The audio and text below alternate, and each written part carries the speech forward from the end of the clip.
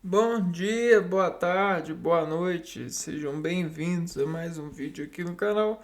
Eu me chamo Abner e no vídeo de hoje a gente vai continuar falando sobre a arte, né, a arte da análise é, de desimprimir a natureza, a, o- a natureza, o produto, a parte a, a parte morfológica, né, da natureza, a forma e o preenchimento de, de matérias da natureza em sentidos de dados, né? Uma vez que a gente tem aquilo que a gente viu no vídeo anterior, um ponto que desapontua, né? Um ponto que desapontua várias mutações de valores, várias fissões, coisas que a gente chama de química mesmo, né? São desimpressões muito pequenininhas que fazem modificações pelo volume que reúne, conjunta para as nossas é, atenções, para as nossas conexões sentirem, né? Então, se 1.000 partículas cabe na ponta desse dedo e se desfarela 1.000 partículas aqui, quando eu as junto elas assim, ó, essas 1.000 partículas juntas, elas podem derivar-se nesses dados de unidade. Então, as 1.000 partículas que dentro de um condensado formam uma partícula, essa significância dessa uma partícula que já foi descrita por mim, que eram 1.000 partículas, porém de dimensões menores, elas elas fazem modificações no produto, né? E essa modificação no produto, pode ser analisada de infinitos ângulos. Porém, quando a gente pega um estático, coloca um ângulo para um efeito estático e a gente assume uma análise complexa desse ângulo, por mais que ele esteja variando no espaço-tempo, nós no passado, em referência a esse ângulo que continua variando no espaço-tempo, estamos pegando uma fragrância, uma estática informação de um evento que é um ritmo, que é uma dinâmica de anunciar uma parte dessa razão, desse raciocínio que em múltiplos consegue convergir a um. E isso é o dado orgânico que a gente busca nessa loja, uma desorganização suscetiva, sentir e ativar. Uma vez que a gente sempre está num plano e busca o equilíbrio de plano em plano. Para pular de plano, a gente sempre olha para o equilíbrio procedente. A gente sempre navega no futuro, né? Então, ah, dentro desse ponto de desnavegação, a convecção que todos esses desequilíbrios convergem para nos afrontar, pedindo uma impressão de equilíbrio frente à navegação que vamos tomar futura, de forma futura, no pretérito do futuro, desse presente, de escolhas em momento, nós, nós conseguimos crer, né? Crer é uma arte, né? Crer é uma arte de insistência. Quando a gente crê, acredita, a gente insiste porque esse é o estado da arte. Esse é o estado da arte. Essa é a camada de definição íntima dessa credenciada, dessa credenciação, né? Então, o que a gente vai fazer? A gente vai ver os gráficos que a gente já falou, que são gráficos genéricos para rudimentalmente fazer interposições de, de dados em um plano material, de desapresentar esses dados sobre um ponto que proporciona porcentagens da presença nessa união, como 1000 partículas formam um uniforme de dados, uma concessão que a gente diz boa ou ruim, ou boa e poderia ser melhor, ou boa e mais boa do que a boa que eu achava que era, né? Então isso cai para nós, e a gente levanta-se para se afirmar nessa reunião de valores, para esse edifício de momentos que a gente passa civilizando a comunhão, a convecção desses eventos de saber. Afinal, uma convecção mal sucedida precisa ser lembrada.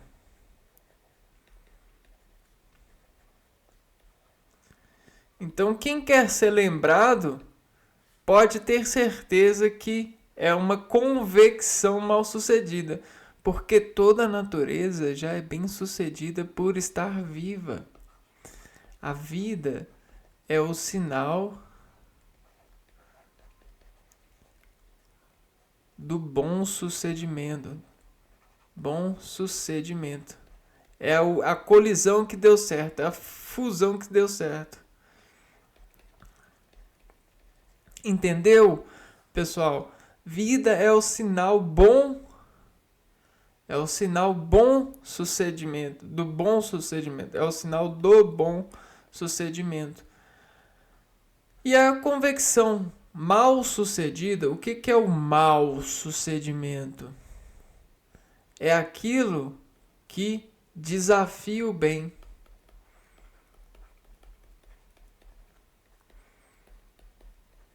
O que desafia o bem é o mal. E aí, essa convecção num espaço-tempo, né? A gente tem essa travessa de convecção, olha só para vocês verem, né? Convecção. A gente tem um ponto aqui, ó, pontos de convecção. Então, todos os raios de pressão, atmosfera, eles convergem no nosso organismo. Então imagine que são vetores. O que são vetores? São deltazinhas, né? Olha só, os deltazinhas convergem. Só que quando a gente não sabe, quando não sabemos nos informar a respeito dessa convergência,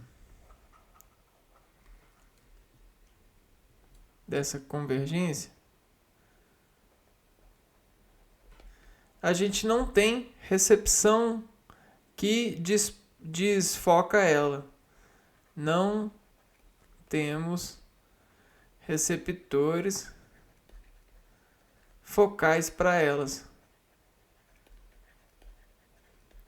Ou seja, nós não conseguimos sintonizar a banda.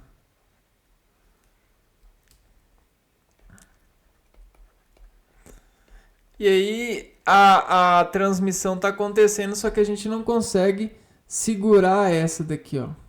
Fazer o contra-delta. Então a gente tem os deltazinhas e os contradeltas. Esses contradeltas são resolucionais.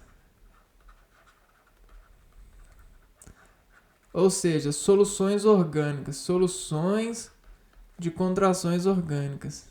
Então isso são farmacológicos.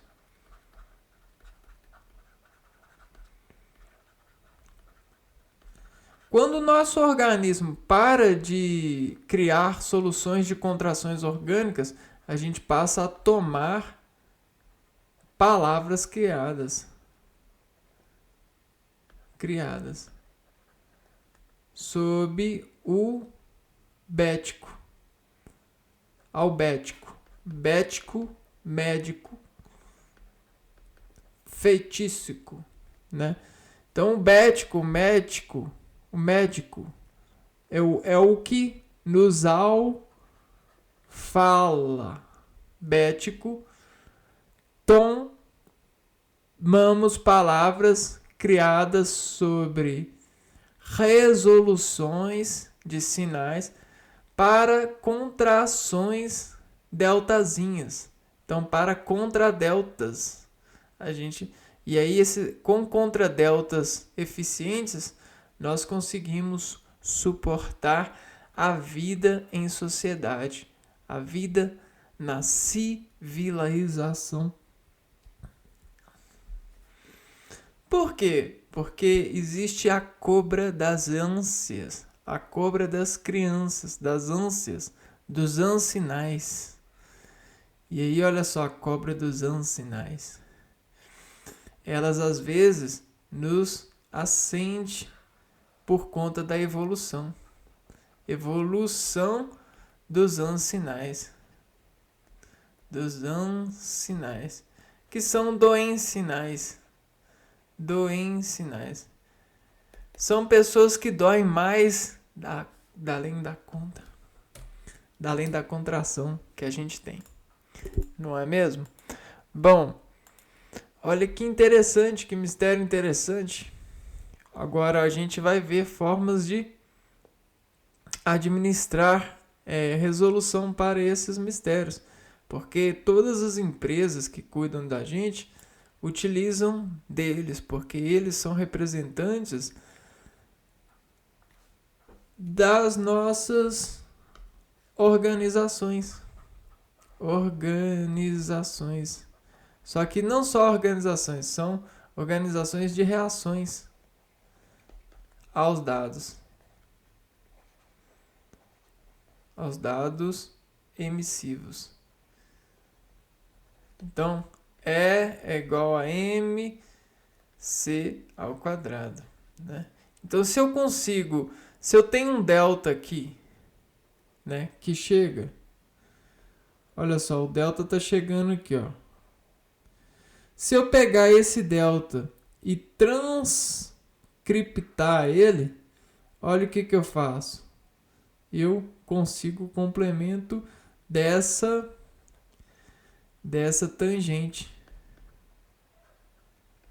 Então, a gente que chega aqui, ó, vetorizando, vai me dizendo como eu devo ter a gente. E eu vou contra delta. Contra delta. E aí aqui a gente tem o delta gente. Sabe quando você fala assim, nossa, tem tanta gente aqui, hein? Como é que nós vamos nos pegar, né? Como é que nós vamos nos pegar? Olha só o que é nos pegar. Né? Nos pegar é isso aqui. Ó. Pega. Pega, ficar. Como é que a gente vai nos pegar? Como é que nós vamos ficar? E aí, a gente às vezes precisa de fazer essas questões, né? Então vamos lá, vamos nos graficar. Vamos treinar os gráficos para a gente poder nos pegar, né? Gráficos de coluna. Ou para não nos pegarem, né? colunas. Colunas, também conhecido como gráfico de barra. Então, vamos dizer que a gente tem um universo nesse plano aqui, ó. Vamos supor que aqui é a cozinha, aqui é a sala, aqui é o local de trabalho, né? Aqui é uma residência, aqui é um cemitério. Então vamos supor que isso aqui, ó, esse aqui é um local X. E aí esse X aqui, ó, ele fica rodando sobre um eixo, né? E aí a gente tem local X, e aí vamos pôr aqui, ó, eixo constante e um eixo variável. Eixo variável. E aí esse eixo variável que chega e encaixa nesse eixo constante, vamos pôr que a gente tem o eixo constante aqui, ó. O eixo constante é esse daqui, ó. É esse daqui, ó. Eixo constante e eixo constante. Vamos supor que esses dois são eixos constantes, né? Um pouco. E aí, nesse eixo constante, a gente vai chegar. E ao chegar, vamos supor que aqui é a porta. Vamos supor que aqui é a porta. Portal. Esse portal, esse ângulo aqui, ó, de portal, esse portal nesse plano, é aonde que a gente entra. Então, quando a gente entra, a gente entra zero. Só que quando a gente entra, a gente começa a convolucionar organologicamente, retroprojetando a sensação desses dois eixos que nos contaminam. Então, a gente chega com a reação contaminada.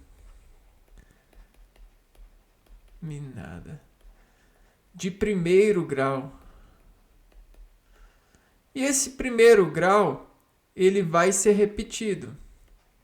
Repeat. Quando alguém faz uma função repeat, quer dizer que ela está buscando o primeiro grau, ou seja, entradas.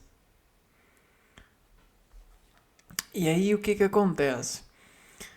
Essa reação contaminada de primeiro grau, ela vai buscar dentro desse primeiro grau um arco de expansão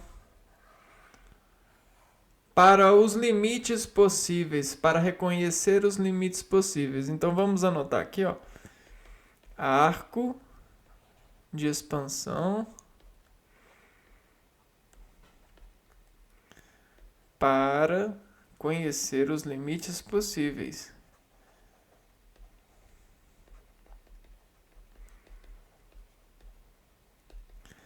Que limites possíveis? Limites de K, do eixo K. Do eixo K. Né? Então esse limite do eixo K, olha só. Esse aqui é o K. Esse é o K. E esse aqui, ó, somos nós entrando em K. Até chegamos no limite de K. Quando a gente chega no limite de K, a gente se dá por checkmate. A gente se dá por vencido. Ou vitorioso. Só que o poder da vitória, sabe o que é? É você conseguir um equilíbrio eterno. Então, o que a gente acontece nesses eixos de K? A gente busca o equilíbrio eterno. Esse é o maior ganho que um organismo dentro de uma organização vetorial consegue admitir. Depois disso, esse organismo pode morrer, que ele morre feliz. Então eu te apresento o animal, né? Os animais em seus arcos de tempo. Eu te apresento você. Voltando à coluna, olha aqui pra gente, né? Olha só. Aqui a gente está com colunas, olha. A gente tem a coluna primeira, a segunda coluna. Vejam bem, a gente tem a segunda coluna. Percebem? A gente tem a terceira coluna e assim sucessivamente. O que é encantável nessa coluna? É a extensão da particularidade, da semelhança.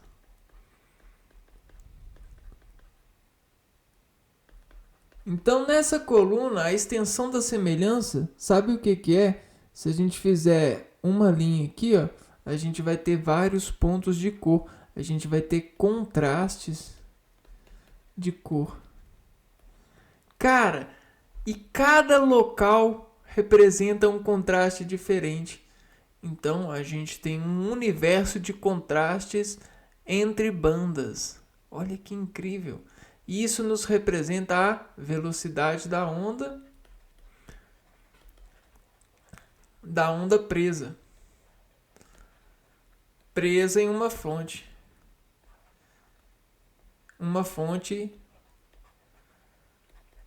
de transmissão. Porque a transmissão ela só pode ser convicta quando a gente tem um eixo constante, não é mesmo? Eis uma particularidade de uma vida em movimento, né? Só que a gente pega uma instalação que é constante dentro de um movimento. Por exemplo, o caminhar. Dentro de um caminhar, dentro das passagens das pegadas, olha só que legal. Se a gente fizer assim, ó, a gente consegue constante, ó. E esse espaço aqui, ó, constante. Então, assim, isso me ajuda a contar, ó.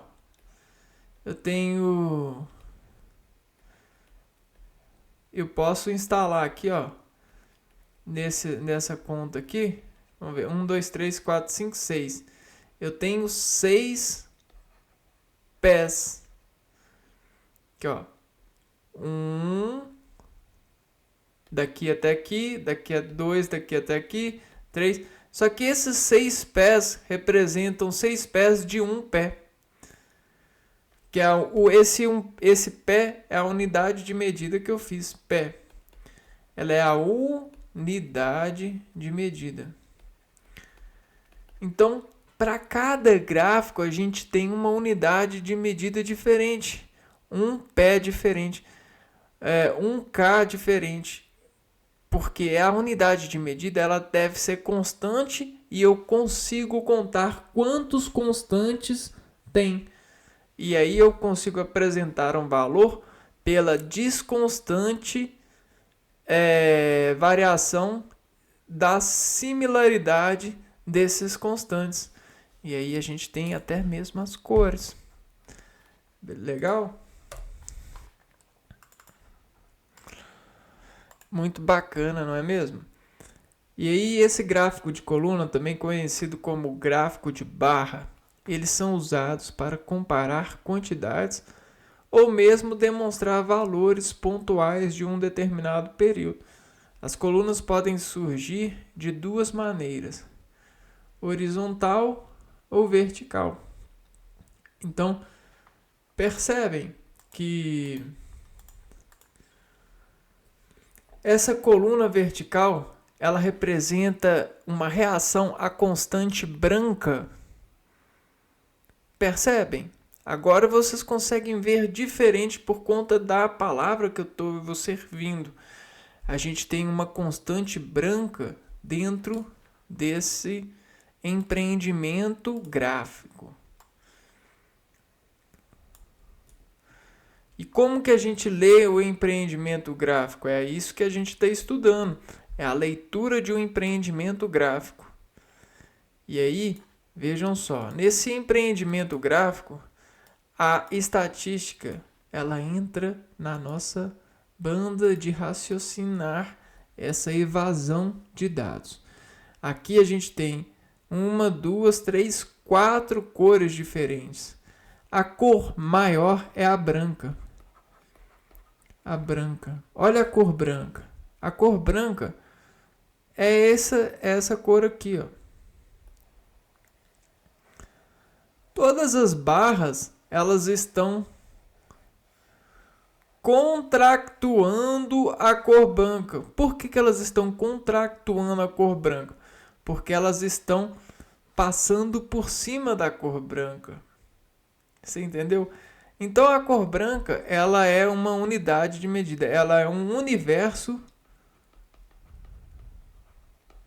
de medir contração. Contração de quem? Não importa. Contração desses referenciais aqui, ó. Só que eles possuem similaridade com a contração, porque eles são elementos contratuantes. São elementos atuantes nessa contratura. Então vamos pôr aqui, ó.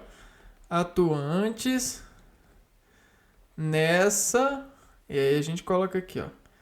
Contratura. Olha que legal. E aí a gente tem esse aporte.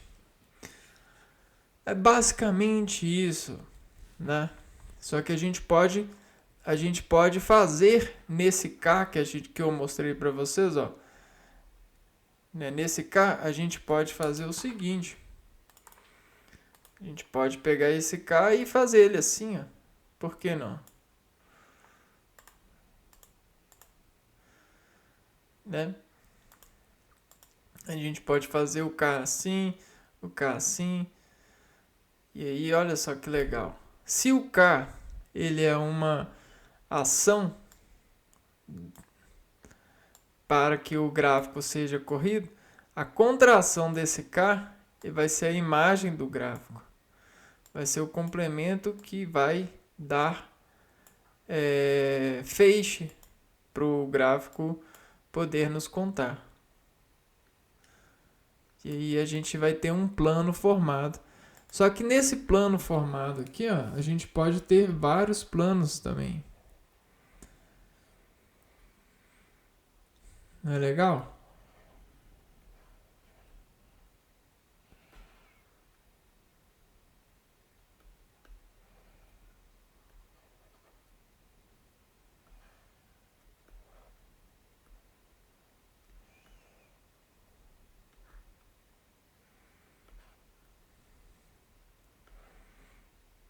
Ai, que legal.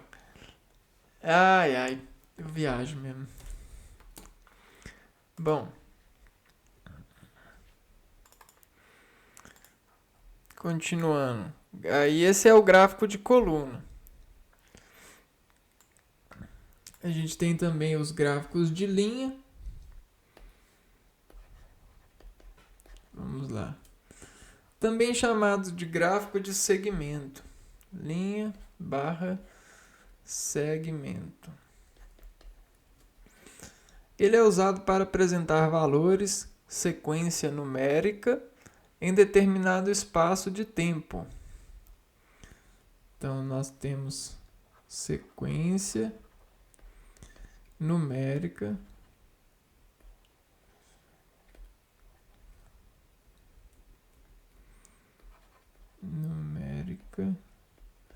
por tempo.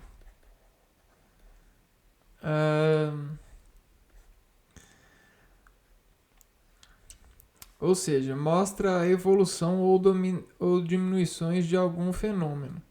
Então, esse tempo eu posso admitir qualquer K para o tempo E essa sequência numérica, ela vai ter uma corda de notar referência de razão de valor, valor de dado.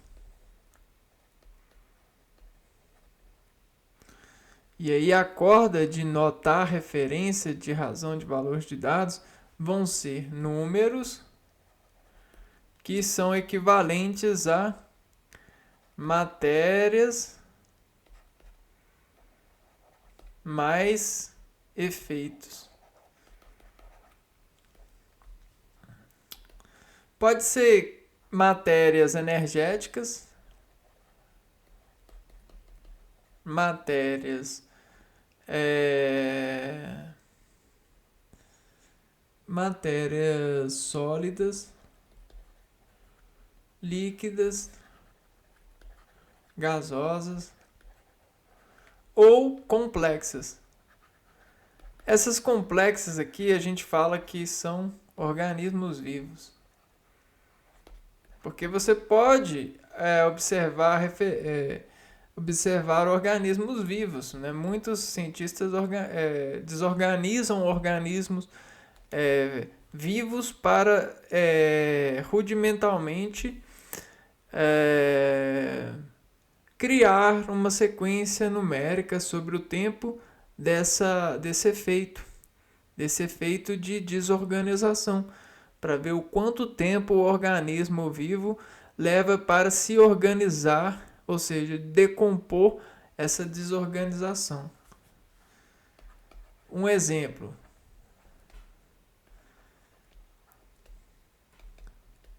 Irradiação em ratos de laboratório. Esse é um exemplo. Você tem a irradiação, e a irradiação ela faz desorganização orgânica, ela faz complexos de contração local. Ou seja, se você irradia um vaso, o que o vaso vai fazer?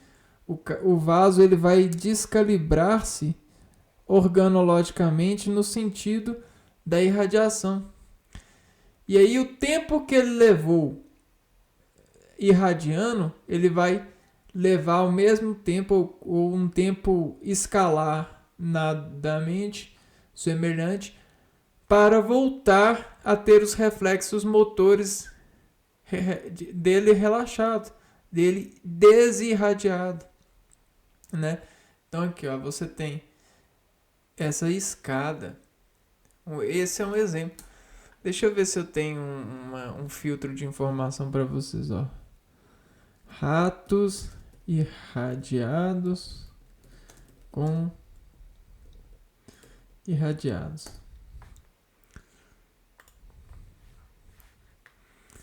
Então, novo estudo mostra que radiação cósmica não danifica espermatozoides de ratos. Teste de radiofármacos. Então, é como se fosse o campo de futebol fosse o rato e a radiação fosse a bola, né? Vamos ver se a gente tem. Olha só, o rato os ratos sendo utilizados, né?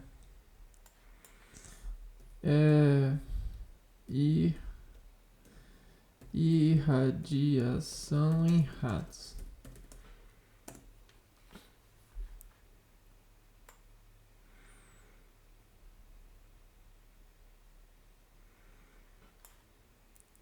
Muitas coisas são feitas com ratos porque eles são mamíferos que possuem o sistema, o organismo semelhante ao homem, né? São mamíferos, possuem estruturas morfológicas semelhantes, organizações semelhantes. Então esse é o gráfico de linha. Vejam só. A mesma coisa que acontece Só que aqui, geralmente, esse branco, ele é o tempo em desorganização ou reorganização, né? Geralmente a contração, a linha que desorganiza vai dar um efeito de contração para que ela seja reorganizada. É claro que existem vários parâmetros, vários critérios para poder sugerir isso, porque existem várias formas de reorganização em eventos complexos que sofrem ações, principalmente organismos complexos, como os organismos vivos. Gráfico de pixel, também chamado de gráfico de setores. Esse modelo recebe esse nome pois tem a forma de uma pizza, ou seja, é circular. Eles são utilizados para reunir valores a partir de um todo, segundo o conceito de proporcionalidade. Esse gráfico aqui, ele é um gráfico que é mais, digamos, ele tem um efeito bastante proporcional para fontes automotivas, né? Um pouquinho. Para análises de ondas. Porque um ponto, né? Ou um canal que transmite, né? Faz transmissão, ele desemporta, né? Maior força quando ele tem essa complexação de forma. Então a gente tem esse formalismo. Por quê? Porque isso aqui ó, representa infinitos pontos, né, dentro da linha de raciocínio matemático. Ou seja, uma verdade, né? O infinito ele considera uma verdade. Por isso que tudo que se baseia nesse infinito a gente considera como uma verdade comum. Vamos lá, vamos ver o que isso significa. Isso significa a maior contração possível, né? A maior força de contração possível é o ponto, porque ela sugestivamente coloca toda a organização em conexão. Entendeu? Toda a organização está conectada a partir dos pontos. Então existe um ciclo. Não vai existir um parâmetro para poder transmitir. Né? Aqui, ó, o parâmetro é isso aqui, ó. É qualquer ângulo. Qualquer ângulo que descontraciona passagem. Porque se eu esticar aqui, ó, ele perde até o fim. Agora aqui não. Aqui não existe perda. Ele sempre ciclifica. Entendeu? Existe uma ciclificação do discurso da ação em um universo. Olha que legal. E aí a gente tem a reação ao infinito, né? Desde que a gente mantenha solucionado, desde que a gente mantenha saudável esses pontos, que para nossa condição humana a gente chama de células. E a gente se desinforma essas células pela predisposição trabalhística que a gente assume, porque organologicamente a partir das irradiações que a gente sofre exercendo a função trabalhística, a gente deslapida o nosso ser em função de entregar maior regência por ser servidor de frequência de nós em função de criar conversões nas matérias, nas energias que a gente entrega. Isso é proporcionalidade. E isso dá para ver nesse gráfico também. Olha que maravilha. Esqueci de mostrar para vocês. Também, ó. Tá vendo? Todas as nossas portas, elas têm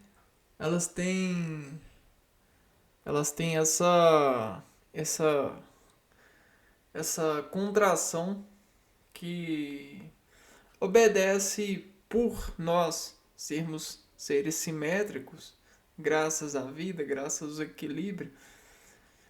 Todos os nossos organismos, se a gente pegar o nosso estômago e cortar ele no meio, porque o nosso estômago está instalado em plano perfil. Ele está assim, ó, o nosso organismo, o nosso estômago está assim. Se a gente colocar o estômago retinho, vocês vão verem que ele é simétrico. Todos os órgãos eles seguem uma simetria. A gente só tem que achar o plano, né? O plano em que eles estão. Porque alguns vão falar assim, mas o fígado não. Não, o fígado sim. A gente só tem que achar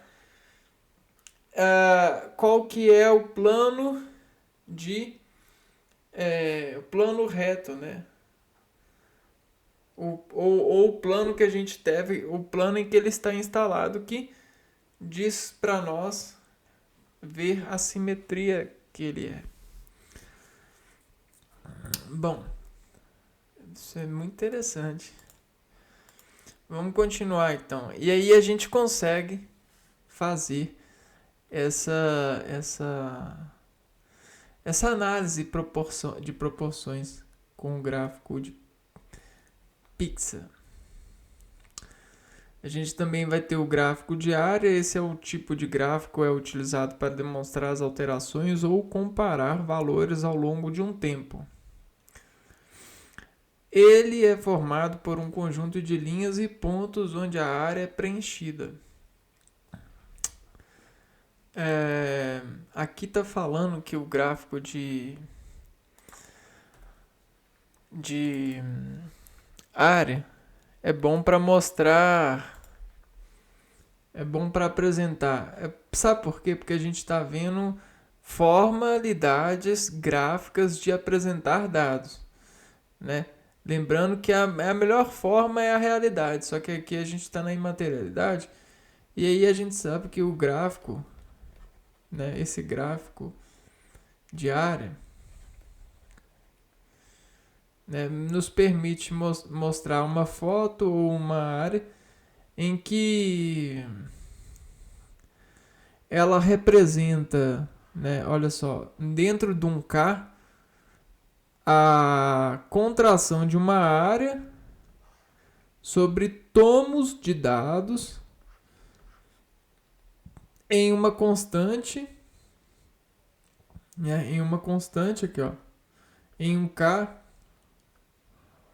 eu tenho tomos de dados que nos entregam informações, ó, números que denunciam palavras, denunciam textos, significados. Na verdade, um radiologista deve falar assim, diagnóstico.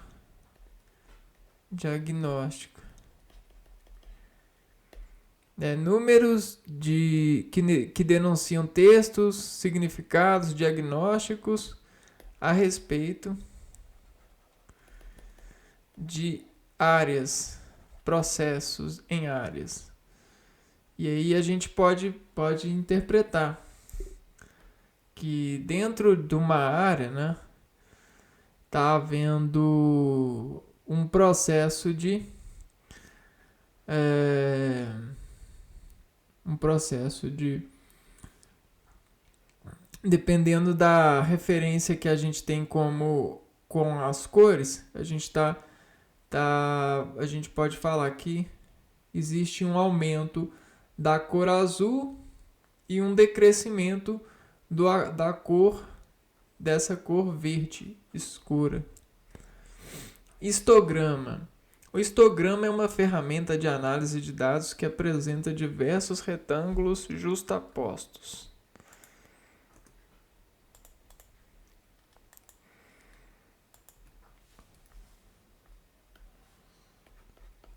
Histograma. Ferramenta de análise de dados que apresenta diversos retângulos justapostos, barras verticais. Por esse motivo, ele se assemelha ao gráfico de colunas. Entretanto, o histograma não apresenta espaço entre as barras. Ele é muito utilizado na área da estatística, sendo um importante indicador para a distribuição de dados. Segundo sua representação gráfica, eles são classificados em histogramas simétricos, assimétricos, despenhadeiro, com 2 picos, histograma platô, retângulos isolados. Vamos ver cada um desses. Histograma, o simétrico, composto de uma frequência mais alta no centro e que gradualmente vai diminuindo conforme se aproxima das bordas. Então a gente vai ter uma coisa assim, né? Histograma assimétrico apresenta somente um ponto mais alto, sendo que o resto dos retângulos são assimétricos.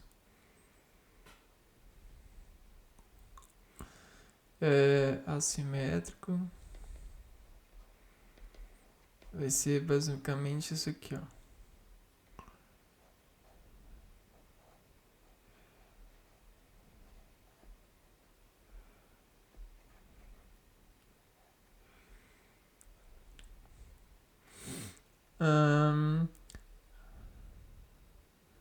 Despenhadeiro. Nesse tipo, a representação parece incompleta ao ser usado quando alguns dados são eliminados. Despenhadeiro. Então vai ser basicamente isso daqui, ó. Você tem alguns dados aqui e aí você tira isso daqui, tira isso daqui e você fica com esse daqui.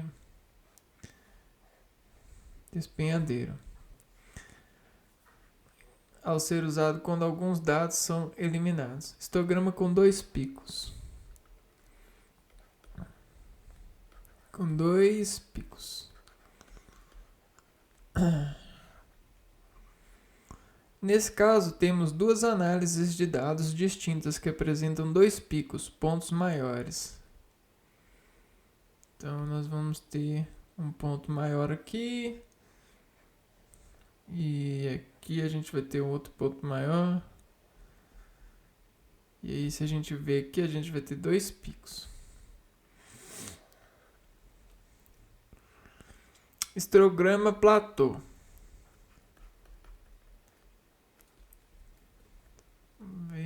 Platô.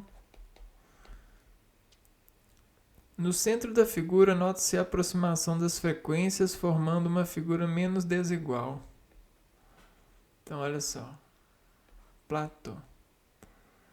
Vamos pôr que aqui é o centro, né?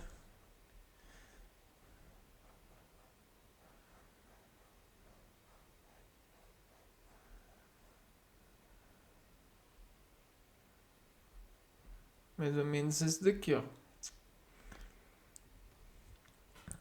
Retângulo isolados. Retângulos isolados.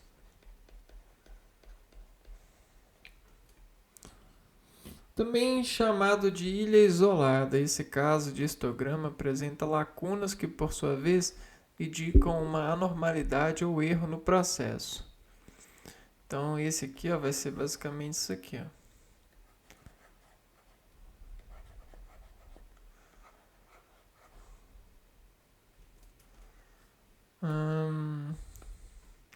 Como se fosse uma falha aqui, né? Então a gente está com falhas, alguma coisa. Ou seja, esse isolamento ele deve ser explicado. Bora ver os infográficos. Elemento muito comum hoje em dia para apresentar conteúdos inteiros dentro de um início, né? Um compilado. Infográficos. É como se fosse bifes, né? Muita energia numa pequena área.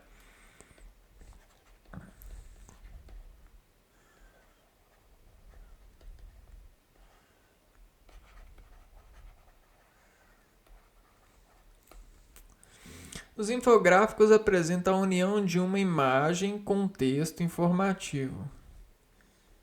Então a gente tem imagem mais texto. As imagens podem conter alguns tipos de gráficos.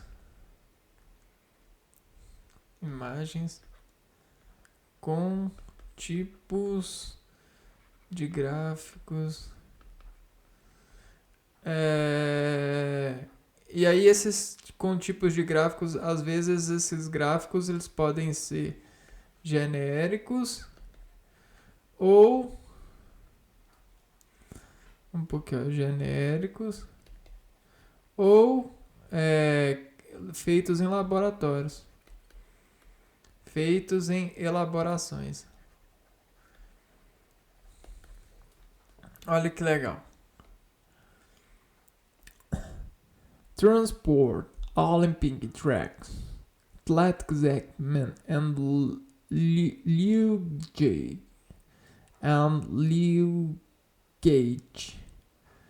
better connected, more accessibly. Tá vendo? A gente tem indicativos para as informações. Isso faz com que o leitor, o informador, ele cria um sistema de aderência que lhe faz uma certa dopamina quando ele consegue assimilação conectiva com a informação destacada pelos textos, né? Isso lhe faz uma explosão lógica de contrações sobre essa transmissão entre sinais. Sinais no sentido desse sentido de tradução. Da mesma maneira que os gráficos, eles facilitam a compreensão sobre um tema, esse tipo de ferramenta é muito utilizado no meio jornalístico e ainda nos livros didáticos. Verdade.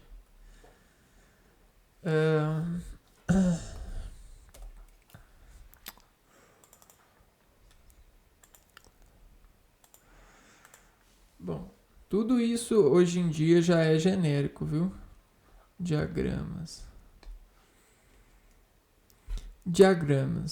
Os diagramas são tipos de representações gráficas que demonstram, por exemplo, um esquema ou uma maquete.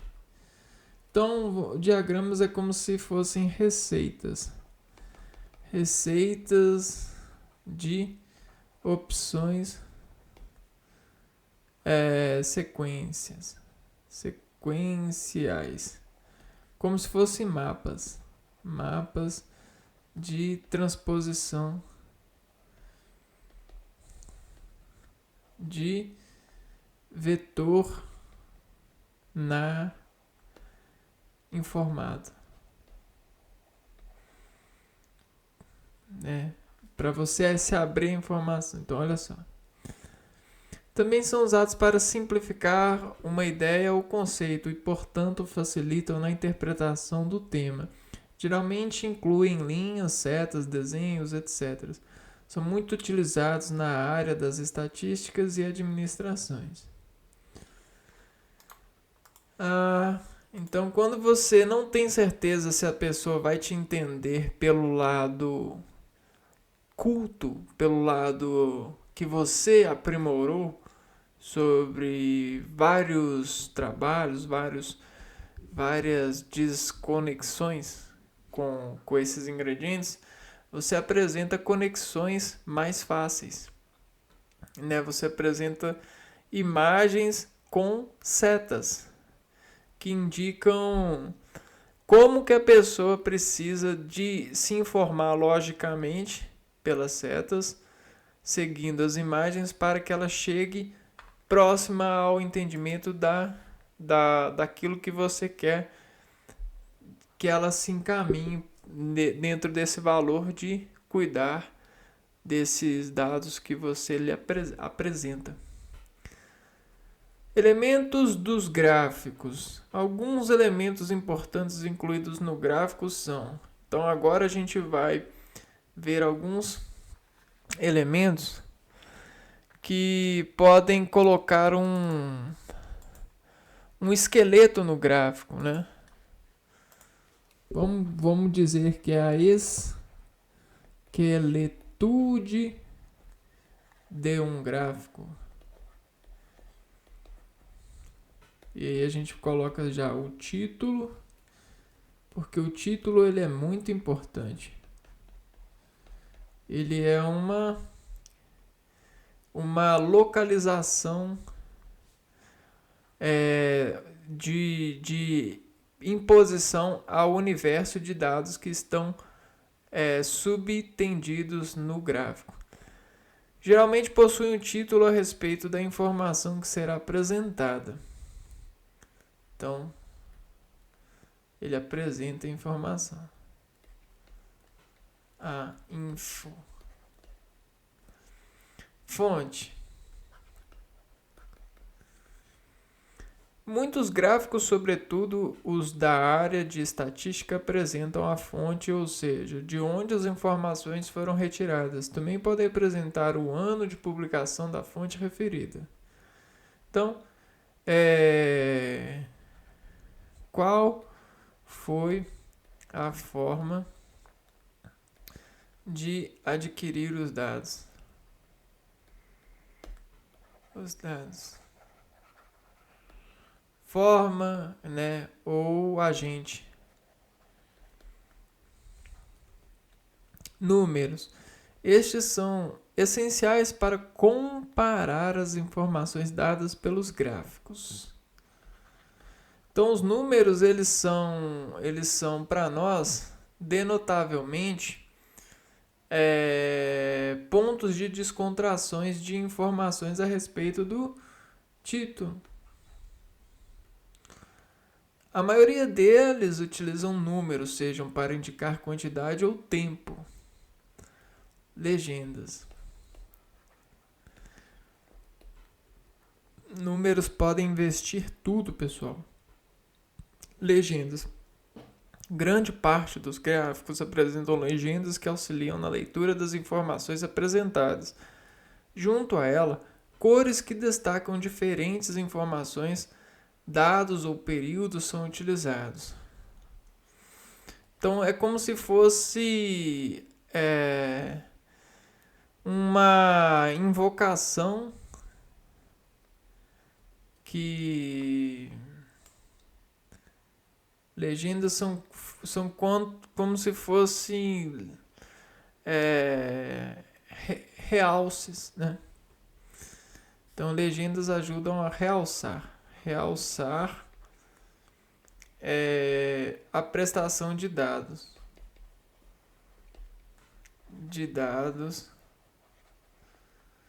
informados no gráfico.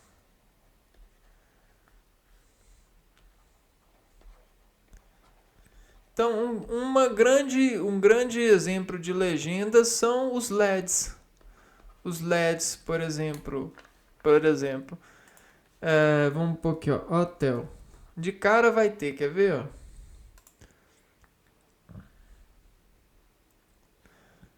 Não. Vamos pôr aqui o filme. Agora vai ter, quer ver? Aqui, ó. Aqui já tem um, ó. Então,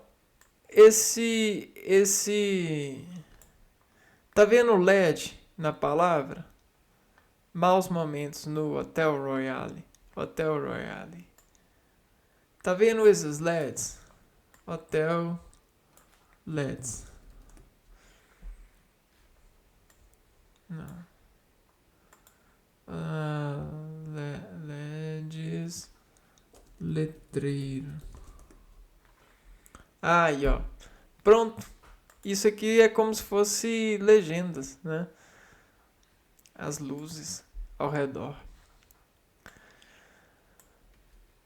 Tabelas. Vamos para a última parte. Tabelas. O que representa tabelas? Tabelas são usadas para organizar algumas informações ou dados. A estratégia das tabelas é você colocar a constante dentro de um ponto, de uma arte aqui, ó, de um vetor que vai organizar por ordem crescente da contração à constante AK. Então essa ordem vai nos apresentar, por exemplo, a gente tem um gráfico e a gente tem vários pontos nesse gráfico, né? E aí esses pontos eles não estão organizados. Se eu pego isso e coloco em uma tabela, é como se eu pegasse isso e colocasse, ó, esse aqui vai para cá, esse aqui vai para cá, esse aqui vai para cá. E aí eu consigo navegar nesse universo aqui apenas em linhas retas ou em tabelas. Olha que legal. Da mesma forma que os gráficos elas facilitam o entendimento por meio de linhas e colunas que separam dados. Então é como se eu fizesse num plano, eu colocasse o plano, fechasse o plano assim, ó, e pegasse isso aqui, ó, e amarrasse isso em uma linha reta. Tá vendo? Olha que legal. É exatamente isso daqui, ó. Nós temos um plano aqui, ó. Um plano K. Ou a gente pode fazer assim e tal. Um X e um Y. X e Y. E aqui a gente tem a imagem, né, o gráfico. É como se eu pegasse essa imagem e aí tudo que está aqui, ó, né, para mim resolucionar isso em uma tabela, eu pego tudo e compressiono assim, ó, e faço uma linha reta, né? Eu pego isso aqui, amarro isso daqui e puxo. E aí tudo isso acaba colocando ordem crescente ou decrescente. Então eu navego nos dados de forma uniforme, no sentido da referência que eu instalei na constante, que contraciona os dados que buscam descontracionar essa constante, essa contração.